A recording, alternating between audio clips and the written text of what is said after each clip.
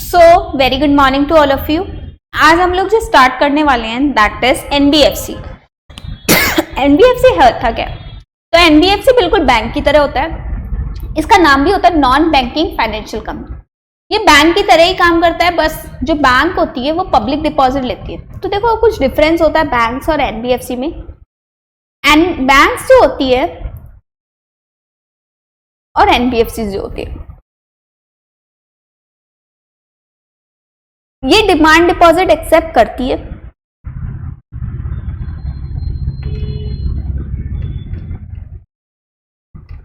ये एक्सेप्ट नहीं करती है, फिक्स डिपॉजिट एक्सेप्ट करती है। ये फिक्स डिपॉजिट भी एक्सेप्ट करती है। डिमांड डिपॉजिट क्या होता है? आज डाला कल निकाला, और ऐसा एनबीएफसी नहीं करता है। ये करता है फिक्स डिपॉजिट करता है, जैसे पोस्ट ऑफिस है वो फिक्स डिपॉजिट करता है। उसके बाद डिमांड डिपॉजिट हो गया, फिक्स डिपॉजिट हो गया। एंड बैंक्स क्या करती है? आपको चेक इश्यू करती है। ये इश्यू नहीं करता क्योंकि डिपॉजिट ही नहीं ले रहा, तो चेक कैसे करेगा? बैंक पे आरबीआई के रेगुलेशंस ज्यादा है, एनबीएफसी में कम है। ठीक है। बैंक में पेमेंट एंड सेटलमेंट सिस्टम हुआ करता है, जैसे कि एक बैंक का पेमेंट एंड सेटलमेंट सिस्टम, एक बैंक का अकाउंट में से दूसरे बैंक के अकाउंट में से पैसा जाना। जैसे कि अगर आपका बैंक अकाउंट है एसबीआई का और आपको पीएनबी में पैसा डलवाना है, तो ये काम हो सकता है। लेकिन एनबीएफसी में ऐसा होता ही नहीं कि डिमांड डिपॉजिट नहीं लेती। तो यही फंडा होता है बैंक्स और एनबीएफसी का, और कुछ दोनों में डिफरेंस होता है। अब आज हम लोग पढ़ेंगे एनबीएफसी। तो देखो क्या है NBFC.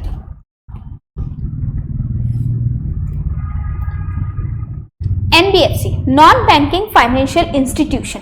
Non banking financial institution comprise heterogeneous groups of financial intermediaries. ये होते हैं those are under the regulatory purview of RBI. इसको ऑल इंडिया फाइनेंशियल इंस्टीट्यूशंस भी बोला जाता है, नॉन बैंकिंग फाइनेंशियल कंपनीज भी बोला जाता है, प्राइमरी डीलर भी बोला जाता है। सुना होगा आप लोगों ने, जब घर पे पड़ा हो सोना तो काय कहे रोना। मिथुर फाइनेंस, AIFI अब all India financial institution are apex institution established during the planning era to provide long term refinance to specific sector. ये अलग अलग सेक्टर्स में आप लोग को लोन देता है, जैसे एग्रीकल्चर, ट्रेड,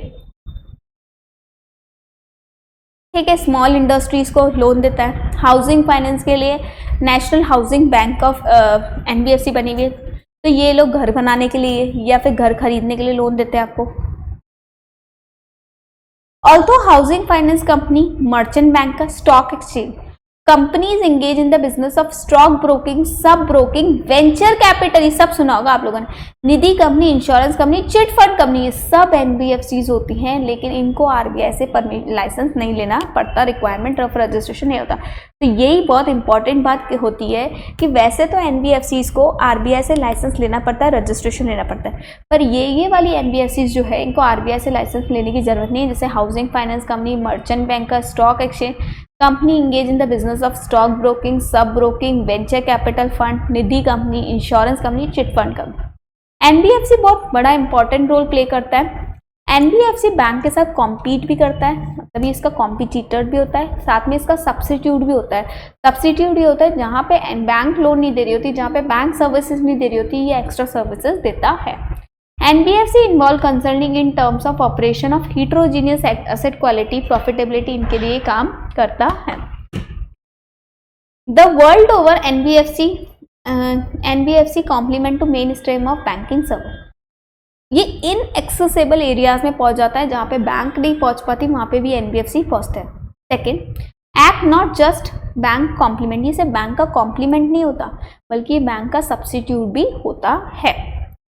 इसमें स्ट्रिक्ट प्रोविजन, जहाँ पे बैंक नहीं पहुंच पाती वहाँ पे एनबीएफसी पहुंच पाता है। Customer tend to find the NBFC convenient, customer को भी एनबीएफसी ज़्यादा सही रहता है। Due to quicker decision making ability होती है, प्रॉम्प्ट प्रोविजन होते हैं, services, expert to niche segment, niche area पे काम करना। Apart from widening the ambit and success of NBFC, they also enhance the resilience of financial system. कई बार bank को भी जब पैसों की ज़रूरत पड़ती है तो वो एनबीएफसी से मांग लेते हैं। अब एनबीएफसी पे क्या रेगुलेटरी फ्रेमवर्क रहती है, तो आरबीआई ने एक चैप्टर नंबर 3B बना रखा है जिसमें एनबीएफसी के रेगुलेटरी फ्रेमवर्क्स बता रखे हैं। एनबीएफसी के लिए क्या बता रखा है कि एनबीएफसी सबसे पहले एक फाइनेंशियल इंस्टीट्यूशन होता है जो कि क्या होता है, कंपनी होता है, मतलब उसको कंपनीज एक्ट में रजिस्टर्ड होना पड़ता है। NBFC which is company and which has a principal business of receiving deposit, लेकिन ये डिपॉजिट डिमांड डिपॉजिट नहीं होगा, fix deposit. Under any scheme और इन एनी अदर मैनर लोगों को पैसा लोगों से फिक्स डिपॉजिट लेती भी है और लोगों को लोन देती भी है। सच बैंकिंग एंड इंस्टीट्यूशन आपको आरबीआई से लाइसेंस लेना पड़ेगा, मतलब सबसे पहले आपको कंपनी बनना पड़ेगा और फिर आपको आरबीआई से लाइसेंस लेना पड़ेगा। जो एग्जाम्प्ट है तो वो तो एग्जाम्प्ट ही है। एनबीएफसी को रजिस्ट्रेशन कराने के लिए सबसे पहले आरबीआई को एक एप्लीकेशन फाइल करनी पड़ती है और एक कुछ नेट ओन फंड आरबीआई जो बोलता है वो आपको रखना पड़ता है, ठीक है। फिर आपको आरबीआई से सर्टिफिकेट लेना पड़ता है। नेट ओन फंड कम से कम 2 करोड़ का होता है एनबीएफसी का, 2 करोड़ और मोर ही चलता है। आरबीआई आपको लाइसेंस देने से पहले कुछ चीज़ें चेक करेगा, जैसे कि आप लोग कोई डिफ़ॉल्ट तो नहीं कर रहे हो, आप लोग रजिस्टर्ड हो कि नहीं हो कंपनीज एक्ट में, आपके ऊपर इतनी कैपेबिलिटी है कि आप लोग अपने डिपॉजिटर का पेमेंट चुका सको और आप लोग लोन होल्डर को टाइम टू टाइम लोन भी दे सको। तो ये सब कुछ पब्लिक इंटरेस्ट के अगेंस्ट नहीं होगा। तो आरबीआई आपके ऊपर बहुत सारी टर्म्स एंड कंडीशन है जो आरबीआई देखेगा, ठीक है। आपकी फाइनेंशियल पोजीशन, आप लोग डिपॉजिटर के साथ गड़बड़ी तो नहीं कर रहे, आपका जनरल करेक्टर क्या है, आपके पास कैपिटल स्ट्रक्चर है या नहीं है, पब्लिक इंटरेस्ट के अगेंस्ट तो काम नहीं कर रहे। ये सारे छोटे छोटे पॉइंट्स है, बेसिक पॉइंट्स है जो आरबीआई चेक करता है। इसके बाद चेक करने के बाद अगर आरबीआई को लगता है कि मुझे एडिशनल टर्म्स एंड कंडीशन आपके ऊपर लगानी चाहिए, तो वो एडिशनल टर्म्स एंड कंडीशन लगाने के बाद आपको क्या दे देगा, रजिस्ट्रेशन दे देगा। रजिस्ट्रेशन होने के बाद आप एनबीएफसी का काम स्टार्ट कर सकते हो। डेफिनेशन ऑफ एनबीएफसी, अब कुछ टाइप्स ऑफ एनबीएफसी हमारे यहाँ पे बता रखी है। जैसे पहली systematically important non deposit taking NBFC, ये वो एनबीएफसी है, मतलब रजिस्ट्रेशन होने के बाद आप किस में रजिस्टर्ड हो वो आपको बता रहा है टाइप्स ऑफ एनबीएफसी। तो systematically important non deposit taking NBFC क्या होता है, ये वो एनबीएफसी होता है जो पब्लिक से डिपॉजिट नहीं लेता। और मैंने क्या बोला था, 2 करोड़ तो मिनिमम रखना ही रखना है, लेकिन ऐसी वाली एनबीएफसी इसके पास 500 करोड़ के असेट होने चाहिए। इंफ्रास्ट्रक्चर फाइनेंस कंपनी वो एनबीएफसीज होती है जिनको ये सारे क्राइटेरिया फुलफिल करने होते हैं। मिनिमम 75% आपको इंफ्रास्ट्रक्चर में लगाना है पैसा, मतलब इंफ्रास्ट्रक्चर के लोन दे रहा है। आपकी नेट ओन फंड 300 करोड़ और मोर होनी चाहिए। मिनिमम रेटिंग आपकी ए होनी चाहिए और आप risky asset CRAR credit risk asset ratio maximum 15% होना चाहिए। इन्वेस्टमेंट एंड क्रेडिट कंपनी, आप यहाँ पे लोन किसके लिए दोगे, इन्वेस्टमेंट के लिए दोगे, मतलब आप लोग लोन ही किस लिए दे रहे हो, शेयर्स खरीदने के लिए, स्टॉक्स खरीदने के लिए, जबकि आपको पता है बैंक कभी भी ऐसा काम नहीं करती। फैक्टर कंपनी क्या होती है, वो ये काम करती है कि आप लोगों ने कोई BR वगैरह इशू कर रखा है, बिल रिसीवेबल, उसको डिस्काउंट करेगी और डिस्काउंट करने के बाद क्या करेगी, वो पैसा रिकवर करेगी या तो क्लाइंट से या फिर आप लोगों से, और इसको भी एक तरीके का लोन मानते हैं। आपका 50% बिजनेस फैक्टरिंग का होना चाहिए और आपका 50% इनकम बैंक फैक्ट्री से आ जाए। अच्छा, एक चीज़ मैंने आपको बताती हूँ, एनबीएफसी जो होती है उसका कम से कम जितना भी एसेट होता है वो 50% एनबीएफसी के बिजनेस के लिए यूज़ हो और 50% इनकम एनबीएफसी के लिए ही आनी चाहिए, मतलब 50-50 टेस्ट चलता है इसका, लेकिन बैंक में ऐसा कोई प्रोविज़न नहीं होता है। NBFC finance company micro finance institution, जो छोटे छोटे बिजनेसमैन को लोन देती है उसको बोलते हैं माइक्रो फाइनेंस इंस्टीट्यूशंस। इसके पास minimum net own fund 5 crore की होनी चाहिए और ये अपना 85% असेट सिर्फ माइक्रो फाइनेंस इंस्टीट्यूशंस के लिए ही दे। अच्छा, ये किस लिए देगी, असेट खरीदने के लिए। कौन सी असेट, क्वालिफाइंग असेट। अब ये क्वालिफाइंग असेट क्या है, ये वो असेट है जो 1 जनवरी 2012 के बाद की खरीदी गई है। इंफ्रास्ट्रक्चर डेब्ट फंड कंपनी, ये भी इंफ्रास्ट्रक्चर के लिए लोन देगी लेकिन ये पहले एनबीएफसी क्या करेगी, डेब्ट इशू करेगी यहाँ से मार्केट में और फिर इंफ्रास्ट्रक्चर के लिए लोन दे देगी। तो मतलब पब्लिक का पैसा ही पब्लिक में लगाएगी, जिसको बोलते हैं पब्लिक प्राइवेट पार्टनरशिप। एक तरफ तो पब्लिक से डिबेंचर के फॉर्म में पैसा ले लेगी और दूसरी तरफ पब्लिक को लोन के फॉर्म में पैसा दे देगी। इसकी minimum net own fund 300 crore की होनी चाहिए। अब आ जाता है कोर इन्वेस्टमेंट कंपनी, तो ये भी वही काम करती है जो इन्वेस्टमेंट कंपनी करती है, ये भी इन्वेस्टमेंट के लिए ही लोन देती है, ठीक है। लेकिन कोर इन्वेस्टमेंट कंपनी के लिए कुछ क्राइटेरिया, इनको मिनिमम 90% लोन इन्वेस्टमेंट पर्पस के लिए देना चाहिए और उस 90 में से भी 60% सिर्फ और सिर्फ इक्विटी के लिए देना चाहिए या फिर ऐसे डिबेंचर्स या ऐसे प्रेफरेंसेस जो इक्विटी में कन्वर्ट हो जाए। इन्वेस्टमेंट बस ये टाइप्स ऑफ एनबीएफसी हो गए। अब आप लोग रजिस्टर्ड हो गए, सिस्टमेटिकली इंपॉर्टेंट हम लोग पढ़ ली। रेजिडियल एनबीएफसीज कौन सी होती है? वो एनबीएफसीज होती है जो ऊपर नहीं पड़ी। असेट फाइनेंस कौन सी होती है? जो असेट के लिए लोन देती है उसको क्या बोलोगे? Asset finance company. Difference between क्या है एनबीएफसीज और बैंक में? तो एनबीएफसीज और बैंक में कुछ डिफरेंस है, जैसे तो बोला जाता है दोनों सेम ही होते हैं लेकिन कुछ डिफरेंस है। एनबीएफसी डिमांड डिपॉजिट नहीं लेती। एनबीएफसी पेमेंट एंड सेटलमेंट मतलब एक बैंक से दूसरे बैंक में अकाउंट पैसा ट्रांसफर नहीं कराती, ना ही वो चेक इशू करती है। अगर बैंक से आपका पैसा डूब जाता है तो आरबीआई आपको उसको रिकवर करके देगा, मतलब उसका इंश्योरेंस किया जाता है बैंक के पैसे का, 5 लाख तक सिक्योर्ड होता है वो। देखिए एनबीएफसी में अगर आप पैसा रखते हो तो वो सिक्योर्ड नहीं होता और डूब गया तो बैंक आरबीआई आपको नहीं देगा। जैसे कि सहारा का काफ़ी लोगों का पैसा डूब गया था लेकिन आरबीआई ने उनको नहीं दिया। अब सर्टिफिकेट मिल गया आपको, रजिस्ट्रेशन हो गया, तो क्या ये रजिस्ट्रेशन कैंसिल हो सकता है क्या? बिल्कुल हो सकता है। अगर आप एनबीएफसी का बिजनेस ही नहीं करोगे तो आपका रजिस्ट्रेशन कैंसिल हो गया। आपने आरबीआई ने आपको कुछ टर्म्स एंड कंडीशन देख के आपको लाइसेंस दिया था, अब आप वो टर्म्स एंड कंडीशन फॉलो ही नहीं कर रहे तो आरबीआई आपका रजिस्ट्रेशन क्या ले लेगा? वापस ले लेगा। आपने पब्लिक के इंटरेस्ट के अगेंस्ट काम किया, आरबीआई ने जो भी आपको गाइडलाइंस दी उसके अगेंस्ट आप लोग काम कर रहे हो, ठीक है। कंपनी अगर मान लो आरबीआई ने आपको रजिस्ट्रेशन दिया, उसके बाद आप एनबीएफसी बन गए, अब रजिस्ट्रेशन कैंसिल हो रहा है तो आपका नुकसान हो सकता है ना। तो कोई भी पर्सन अग्रीड हो जाए by the order of rejection of registration या कैंसिलेशन ऑफ आपको अपील लगानी पड़ेगी 30 डेज में, ठीक है। किसको? सेंट्रल गवर्नमेंट को। सेंट्रल गवर्नमेंट को अगर आप लोग अपील लगाते हो और सेंट्रल गवर्नमेंट इस अपील को मान लेता है तो जो भी डिसीजन सेंट्रल गवर्नमेंट का होगा वो फाइनल होगा। लेकिन अगर आप अपील नहीं लगाते तो जो भी डिसीजन आरबीआई का होगा वही फाइनल होगा। तो वो याद रखना, अगर आप लोग अपील लगाते हो, मतलब आपके पास एक ऑप्शन होता है कि आरबीआई के खिलाफ अपील लगा दो सीजी के पास, फिर सीजी जो बोलेगा वही फाइनल होगा। लेकिन अगर सीजी के पास अपील नहीं लगाते तो जो भी आरबीआई ने बोला वही फाइनल है। Maintenance of percentage of asset. Percentage of asset क्या बोलता है कि आपको कुछ परसेंटेज असेट का आपको किस में रखना पड़ेगा? आपको रखना पड़ेगा गवर्नमेंट सिक्योरिटी। मिनिमम 5% से लेके मैक्सिमम 25% तक आपको गवर्नमेंट सिक्योरिटीज में अपने असेट्स रखने पड़ेंगे। गवर्नमेंट सिक्योरिटीज क्या होती है? जिसमें सेंट्रल गवर्नमेंट की हो, स्टेट गवर्नमेंट की हो, जिसमें किसी भी तरीके का बर्डन नहीं होना चाहिए। ये परसेंटेज कैसे चलेगी? मतलब प्रीसीडिंग क्वार्टर, मतलब जिस क्वार्टर में आप हो उससे पहले वाले क्वार्टर का डिपॉजिट देख लो और उसका 5% से लेके मैक्सिमम 25% तक होना चाहिए। अगर ये रेट कम हो जाए तो आरबीआई आपको नोटिस भेजेगा और साथ में आपके ऊपर पेनल्टी लगाएगा। कितना? जितना भी आपका बेसिक रेट चल रहा है प्लस 3%। लेकिन अगर ये फिर भी कंटिन्यू रहा डिफॉल्ट सेकेंड क्वार्टर तक, मतलब एक क्वार्टर तक रहा तो 3% पेनल्टी के साथ आपको पैसा चुकाना पड़ेगा। 3% प्लस जो भी बेसिक रेट चल रहा है वो तो चुकाना ही पड़ेगा। और अगर ये चीज़ कंटिन्यू रही तो पेनल्टी फिर लगेगी, है ना। कंटिन्यू रही तो 5% तक लगेगी। पैनल इंटरेस्ट जो भी आप लोग पे कर रहे हो वो 14 डेज में आपको पे करना पड़ेगा। अगर आप लोग नहीं पे करते तो वैसे रिकवरी होगी जैसे कि इनकम टैक्स में रिकवरी होती है। रिजर्व फंड, हर एनबीएफसी को अपने प्रॉफिट का 20% रिजर्व फंड में रखना पड़ेगा, मतलब अनडिस्ट्रीब्यूटेड प्रॉफिट रखना पड़ेगा। आरबीआई चाहे तो किसी भी एनबीएफसी को एग्जाम करवा सकती है, सेंट्रल गवर्नमेंट नोटिफाई कर देगा, नोटिफिकेशन निकाल देगा और कुछ क्लास ऑफ एनबीएफसी को मना कर सकते हैं कि आपको रिजर्व रखने की ज़रूरत नहीं है। उस अकाउंट से पैसे निकलेंगे सिर्फ उन्हीं पर्पसेस के लिए जिन पर्पसेस के लिए आरबीआई बोलेगा। और निकालने के बाद 21 डेज में किसको बताना पड़ेगा? 21 डेज में बताना पड़ेगा आरबीआई को, उसका सारी स्लिप्स देने पड़ेंगे। अगर 21 डेज से ज़्यादा टाइम लग रहा है तो आप आरबीआई को बता दो कि भाई रिपोर्टिंग में 21 डेज से ज़्यादा टाइम लगेगा। ठीक है, मैंने बता दिया कुछ एनबीएफसी इसको एग्जाम्प्ट करा जा सकता है। आरबीआई चाहे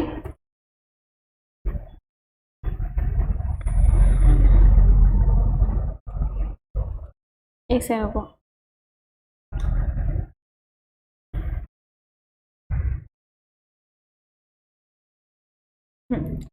अब कुछ एनबीएफसी कंपनी है तो कंपनी में कौन होंगे? डायरेक्टर। तो डायरेक्टर होंगे तो क्या उन डायरेक्टर अगर वो गलत काम करेंगे, कुछ फ्रॉडुलेंट एक्टिविटी करेंगे तो क्या हम उनको निकाल सकते हैं? तो एक टॉपिक आता है रिमूवल ऑफ डायरेक्टर। ठीक है। तो एनबीएफसी के डायरेक्टर्स को क्या हम लोग निकाल सकते हैं क्या? तो आरबीआई बोलता है कि अगर पब्लिक इंटरेस्ट के अगेंस्ट या फिर डिपॉजिटर के इंटरेस्ट के अगेंस्ट अगर आप लोग काम कर रहे हो तो आपको निकाला जा सकता है। डायरेक्टर कोई भी हो सकता है, लेकिन गवर्नमेंट का डायरेक्टर मतलब गवर्नमेंट ओन एनबीएफसीज के डायरेक्टर्स को नहीं निकाल सकते, क्योंकि गवर्नमेंट ओन मतलब आरबीआई की कंट्रोल नहीं, सेंट्रल गवर्नमेंट का है, और सेंट्रल गवर्नमेंट के ऑफिसर्स को आप लोग नहीं निकाल सकते। निकालने से पहले डायरेक्टर को एक बार reasonable opportunity of being heard देना, ठीक है, और उससे पूछ लेना क्या दिक्कत है, क्या गलती है, और उसके सुनने के बाद ही फाइनल ऑर्डर देंगे। उसकी जगह पे नया डायरेक्टर आएगा, और नया डायरेक्टर मैक्स टू मैक्स कितने टाइम के लिए आ सकता है? मैक्स टू मैक्स आ सकता है 3 साल के लिए। जो भी नया डायरेक्टर आएगा वो 3 साल के लिए अंदर आ सकता है। उसका टेन्योर बढ़ाया जा सकता है नेक्स्ट 3 ईयर्स के लिए, और मतलब 2 बार के बाद टेन्योर नहीं बढ़ाएगा। नया डायरेक्टर जो भी आएगा पुराने डायरेक्टर की लाइबिलिटीज़ के लिए वो लायबल नहीं होगा। अगर उसने सारा काम गुड फेथ में किया है और फिर भी उससे गलती हो जाती है तभी भी वो लायबल नहीं होगा, ठीक है। पूरे अब तो अभी हमने पढ़ा कि एक डायरेक्टर को निकाल सकते हैं क्या, अब पढ़ रहे हैं हम लोग पूरे के पूरे बोर्ड को भी हटा सकते हैं क्या? तो पूरे के पूरे बोर्ड को भी हटा सकते हैं, बस गवर्नमेंट ओन एनबीएफसी नहीं होना चाहिए वो, ठीक है। पूरे के पूरे बोर्ड ऑफ डायरेक्टर को जब हटाओगे तो 5 साल के लिए उसको सस्पेंड कर सकते हो और टाइम टू टाइम उनको बढ़ा सकते हो। उनकी जगह पे नया डायरेक्टर्स आएंगे, और नए डायरेक्टर्स जब तक आते हो तब तक एक हेड पर्सन आएगा जिसको बोलते हैं एडमिनिस्ट्रेटर। एडमिनिस्ट्रेटर क्या करेगा? सारा चेक काम को देखता रहेगा कि है ना, जब तक नए डायरेक्टर नहीं आते सारा काम वही देखेगा। जिस दिन आरबीआई पूरे के पूरे बोर्ड को हटाएगा, चेयरमैन, एमडी और अदर डायरेक्टर्स सारे अपने ऑफिस को छोड़ देंगे, सारे प्रोविजन एडमिनिस्ट्रेटर के हाथ में आ जाएंगे, सारी पावर्स उनके पास आ जाएगी, सारे डिसीजन वो लेंगे जब तक नया डायरेक्टर नहीं आया। तो ये तो हो गया एक डायरेक्टर को हटाना और फिर पूरे डायरेक्टर्स को मतलब पूरे के पूरे बोर्ड को ही सुपरसीड करना।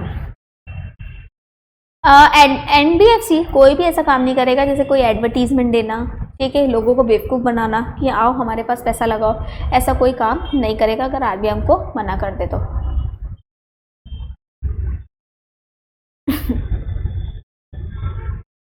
एक second. Power to determine policy and issue direction, RBI चाहे तो आपको कोई भी पॉलिसी बनाने के लिए बोल सकता है, किसी भी तरीके की बैलेंस शीट, किसी भी तरीके की पीएनएल आपको बोल सकता है कि कब कब डिस्क्लोज करना है, किस किस तरीके से बनाना है, आरबीआई आपको ये भी बोल सकता है। Power to grant collect information from NBFC, deposit की भी इन्फॉर्मेशन आपसे आरबीआई मांग सकता है। बहुत बेसिक सी चीज़ें आप लोग एक बार रीड करोगे तो हो जाएगा। Power to call bank for information furnishing to give direction, जितनी भी इन्फॉर्मेशन बैंक ने दी है उसके हिसाब से आपको डायरेक्शन दे सकता है कि आपको इस तरीके से काम करना। आपको आरबीआई को सारे स्टेटमेंट फर्निश करने पड़ेंगे, मंथली या क्वार्टरली जो भी होगा। Power and duties of auditor, देखो हर एनबीएफसी कंपनी होती है तो वो ऑडिट कराएगी अपने अकाउंट्स को, तो ऑडिटर की ये ड्यूटी बनती है कि वो ये चेक करे कि एनबीएफसी ने अपने सारे डॉक्यूमेंट आरबीआई के पास फाइल किए हैं कि नहीं किए, और अगर उसने किए हैं तो पूरे तरीके से किए हैं कि नहीं किए, और नहीं किए हैं तो फिर ऑडिटर की ड्यूटी बनती है कि वो आरबीआई को फाइल करे सारे डॉक्यूमेंट, ठीक है। और ऑडिटर नहीं करता तो उसको 3 साल के लिए क्या कर दिया जाता है, उसको 3 साल के लिए डिबार कर दिया जाता है, फिर वो किसी भी एनबीएफसी या किसी और कंपनी का ऑडिटर नहीं बन पाए। ऑडिटर की ड्यूटी है कि वो चेक करे कि एनबीएफसी ने सारे प्रोविजंस आरबीआई को बताए हैं कि नहीं बताए, सारे जो भी डिस्क्लोजर है वो दिए कि नहीं दिए, और नहीं दिए तो फिर ऑडिटर देगा, और अगर ऑडिटर नहीं देता तो उसको 3 साल के लिए डिबार कर दिया जाएगा। Power of bank to prohibited acceptance of deposit और एलियनेशन असर्ट, आरबीआई चाहे तो आपको डिपॉजिट लेने के लिए मना कर सकता है, अपनी असर गिरवी रखवाने के लिए मना कर सकता है।